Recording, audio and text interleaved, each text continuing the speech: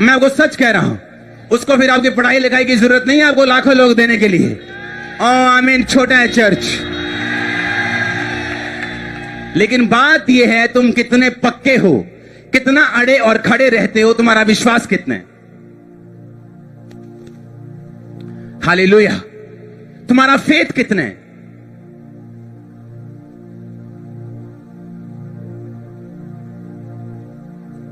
Daniel के बारे में परमेश्वर ये उनको बता रहा था लोगों को कि अगर डैनियल पढ़ सकते हैं, अगर ये इस बंधुआई में भी सुरक्षित रह सकते हैं, ब्लेस्ड रह सकते हैं, बल्कि ऊंचा भी हो सकते हैं, तो तुम भी ऐसा कर सकते थे। लेकिन बाइबल कहती उनके जिंदगियों में डिसऑनर, बेइज्जती और शर्मिंदगी दाखिल हुई, क्योंकि उन्होंने परमेश्वर के वचन के ऊपर ध्यान नहीं दिया। जो दुनिया करते थे वो करते थे। हालेलुया। मैंने क्रिश्चियन घरों की शादियां देखी, उनमें और दूसरे लोगों में 1% भी फर्क नहीं। सेम वही वो करते हैं, पैरों में बना बना के क्या सब चीजें, और बोलते हैं हम क्रिश्चियन हैं। शराब चलती है शादियों में, हम क्रिश्चियन हैं। गाने चलते, बोलते हैं हम क्रिश्चियन हैं। इसीलिए आज हर व्यक्ति परमेश्वर को उस तरह से नहीं पकड़ पा रहा जिस तरह से उसे पकड़ना चाहिए, और वो संघर्ष कर रहा है। क्यों? परमेश्वर ने नहीं कहा, लेकिन अपनी कमियों की वजह से। अगर आपको लगता है कि बिना इन चीजों के मैरिज नहीं हो सकती, तो आप मेरी मैरिज की वीडियो देख सकते हैं। ऐसे हो सकता है, और अच्छा हो सकता है, और बेस्ट हो सकता है। पर जब तक आपकी मैरिज में कोई शराब पी के 2-4 घूसे ना मारे एक दूसरे को, मजा ही नहीं आता आपको। जब तक फुफ्फड़ नाराज ना हो शराब पी के, मजा कितों होना। हाँ, लेकिन ये चीजें एक रुकावट है, क्योंकि परमेश्वर बड़ा देने से पहले आपकी छोटी आज्ञाकारिता को चेक करता है। छोटी आज्ञाकारिता, आपने 2 रुपए चुराए कि नहीं चुराए, आपने 5 रुपए की हेराफेरी की कि नहीं। लेडीज की क्या सब्जी में, चलो जी एक नींबू चक्का बेच पा लिया, ये उतनी ही बड़ी चोरी है जितनी 100 करोड़ की चोरी हो परमेश्वर के सामने। उतनी बड़ी चोरी है ये भी, उतनी ही बड़ी परमेश्वर समझता है इसे जितनी 100 करोड़ को समझता है। आप बोलते हैं ना फलाना जी सरकार में चोरी कर लीजिए 100 करोड़ की, वो नींबू की चोरी भी 100 करोड़ की चोरी के बराबर है। आपको मालूम? परमेश्वर इतना सीरियसली उसे लेते हैं। एस्तर गई राजा के सामने, वापिस आई, जब उसके स्टाफ से मिली, स्टाफ बोलता ये सब चीजें ठहराई हैं तेरे लिए। कहती जो ठहराया मुझे वही चाहिए। बाकी लेडीज जो नहीं ठहराया वो भी मांग रही थी, लालच कि अब आई तो है ही है, अभी फड़ लो, आईफोन 13 भी ले लो, नवा आ गया, 12 भी ले लो, 11 भी ले लो। एस्तर बोली क्या ठहराया मेरे लिए? कहते ये ठहराया। कहते बस जो ठहराया वही चाहिए, कोई लालच नहीं।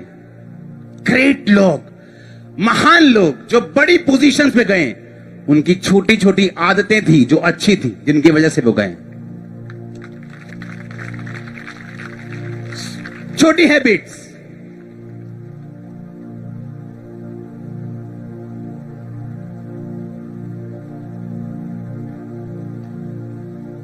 लेकिन आत्मिक जिंदगी डेड कर ली आज, ये छोटी गंदी आदतों की वजह से। आत्मिक जिंदगी खत्म कर ली ये छोटी छोटी गंदी आदतों की वजह से। मैं आपको आज सच बता रहा हूं, अगर आप फेसबुक पे ज्यादा समय बिताते हैं, आप कभी लाइफ में क्रिश्चियनिटी को फॉलो नहीं कर पाएंगे। मैं आपको सच कह रहा हूं।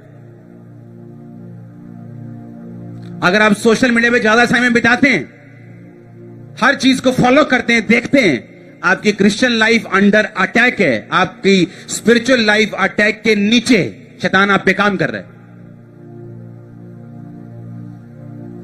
यह मुश्किल है, पर इसके जैसा असर कोई दुनिया की ताकत आपको नहीं दे सकती। इसकी जैसी ब्लेसिंग परमानेंट वाली कोई आपको दुनिया की ताकत नहीं दे सकती।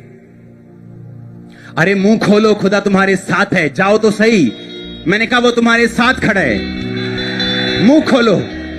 आमीन। अगर इस तरह से चलोगे ना तो मुंह खोलना, डरना मत किसी से भी, वो तुम्हारे साथ होगा।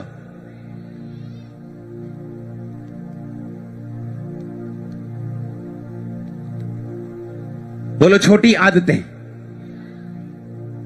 छोटा विश्वास बड़े को जन्म देते हैं। आमीन। बहने वाली औरत अपने घर में बैठी रहती और ये सोचती काश यीशु मसीह मेरी गली से गुजरते, या काश कोई ऐसा इंसिडेंट होता कि वो मेरे घर के पास कहीं क्रूसेड करने के लिए आते तो मैं भी वहां जा सकती, तो वो बीमारी में मर जाती। पर बाइबल कहती है उसने फैसला किया कि जहां पे प्रभु यीशु मसीह गुजरेंगे, मैं बीमार हूं लेकिन फिर भी चल के जाऊंगी, छू नहीं सकती लेकिन अपनी पूरी कोशिश करूंगी मरते दम तक, जब तक मैं उसको छू ना लूं। जब मरियम प्रेग्नेंट हुई उसने क्या कहा? परमेश्वर ने अपनी दासी की दीनता के ऊपर क्या किए? उसने ये नहीं कहा पता नहीं कैसे मेरे पे फजल हो गया, पता नहीं कैसे मेरी जिंदगी में इतना बड़ा काम हो गया कि परमेश्वर ने मुझे चुना कि मैं उसके बेटे को जन्म दूं। लेकिन बाइबल कहती है मरियम ने कहा परमेश्वर ने अपनी दासी की दीनता के ऊपर क्या की है? दृष्टि की। इसका मतलब कुछ भी अपने आप इस धरती पे नहीं होता। पतरस को बाइबल कहती है कि पतरस जब परमेश्वर के पास था तो यीशु मसीह ने कहा पतरस प्रेयर कर ताकि तू परीक्षा में ना पड़े। लिखा सारी रात पतरस ने प्रार्थना नहीं की, सोया रहा। यीशु मसीह ने प्रार्थना की। अगले दिन कौन परीक्षा में फंसा? एक लेडी ने बोला ए तू वही है ना यीशु मसीह के साथ रहता? कहता चल चल झूठ बोल रहे तू। आगे चला गया और एक और आई, कहती तू वही है ना, तेरी बोली तेरा भेद खोलती है, तू वही पतरस है जिसका कान उड़ाया था। वो बोलता है तू वही नहीं जिसने मेरा कान उड़ाया था। कहता लानती हो जो यीशु मसीह को जानता हो। और जब यीशु मसीह जी उठे और स्वर्गदूत यीशु मसीह के दाहिने जहां रखा था लाश रखी थी, जब यीशु मसीह जी उठे तो वो स्वर्गदूत वहां बैठा था, वहां लाश नहीं थी। लेकिन बाइबल कहती पतरस ने मन फिराया और यहूदा इस्करियोती की तरह वो आत्महत्या करने नहीं गया, बल्कि फिर से वो चेलों के साथ मिला और फिर से उनके साथ प्रार्थना करना उसने शुरू की। यीशु मसीह से मिला, यीशु मसीह को बोला, यीशु मसीह ने कहा पतरस क्या तुम मुझसे प्यार करता है? उसने कहा हां परमेश्वर मैं तुझसे प्यार करता हूं। उसने कहा मेरी भेड़ों को चरा। क्या सचमुच तू मुझसे प्यार करता है पतरस? हां प्रभु मैं प्यार करता हूं, मेरे मेमनों को चरा। फिर तीसरी बार पूछा क्या तू सचमुच मुझसे प्यार करता है?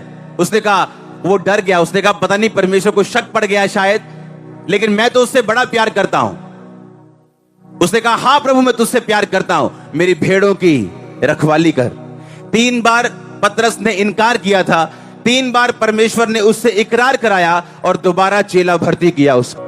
आपको मैं बताना चाहता हूं एक आत्मिक बात, जिस जगह के लिए आपको चुना गया, जिस मिनिस्ट्री के लिए आपको चुना गया, आप दुनिया में भाग जाओ, आपको ऊंट फिर उसी पहाड़ के नीचे आता है।